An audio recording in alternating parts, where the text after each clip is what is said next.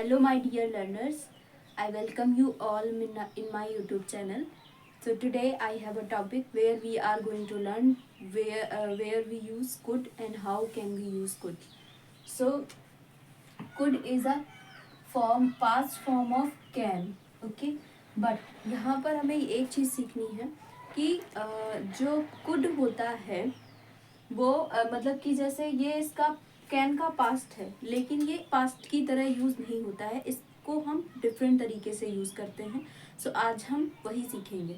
सो पहली बात करते हैं एबिलिटी इन पास्ट. तो सबसे पहले हम जब किसी भी पास्ट की एबिलिटी को एक्सप्लेन करते हैं तो वहाँ पर हम कुड का यूज़ करते हैं. And second one is possibility in the present और फ्यूचर. मतलब कोई भी पॉसिबिलिटी प्रेजेंट की हो सकती है या फिर फ्यूचर की हो सकती है. Then we use could for polite request as well as a question. Okay, जब हम किसी से क्वेश्चन की तरह रिक्वेस्ट करते हैं, जैसे कि जब हम उनसे बोलते हैं क्या आप मेरे लिए ये कर देंगे. ओके, तो वहाँ पर हम बोलते हैं ना could you please do this for मी.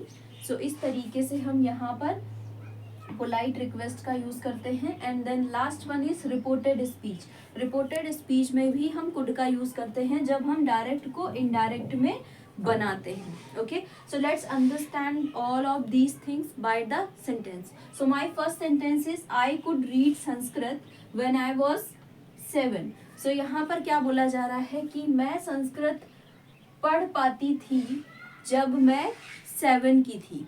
तो यहाँ पर पहले में क्या बताया जा रहा है कि यहाँ पर ये बोला जा रहा है कि जब मैं 7 मतलब जब मैं 7 साल की थी तब मैं संस्कृत पढ़ पाती थी. तो यहाँ पर पास्ट एबिलिटी की बात की जा रही है कि पास्ट में क्या काम हम कर पाते थे.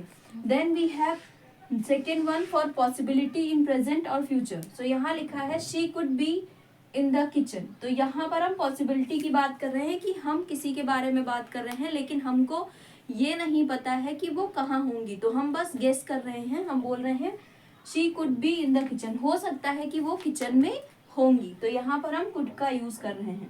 Then next we have for the polite request. तो यहाँ पर पोलाइट रिक्वेस्ट के लिए क्या दिया गया है, could you please hold this for a minute. यानी कि अगर आपके हाथ में कुछ है और आप किसी को दे रहे हैं और आप उनसे रिक्वेस्ट कर रहे हैं कि could you please hold this for a minute. And then after that it's for indirect. हमने डायरेक्ट को इनडायरेक्ट में बनाया है. तो यहाँ पर क्या लिखा है, she said she could dance. उसने कहा कि वो डांस कर सकती है. तो यहाँ पर पहले यहाँ पर क्या बोला जा रहा है, उसने कहा. तो मतलब वो कह चुकी है, पास्ट की बात हो रही है. और यहाँ पर क्या हो रहा है, कुड डांस, कि वो डांस कर सकती है. तो यहाँ से आई होप कि आपको ये क्लियर हो रहा है कि हम कुड का यूज किस तरीके से करते हैं. So I hope you all get better understanding. Now I would request please practice in your home and learn more. Please watch my video and do like and subscribe. Thank you so much everybody.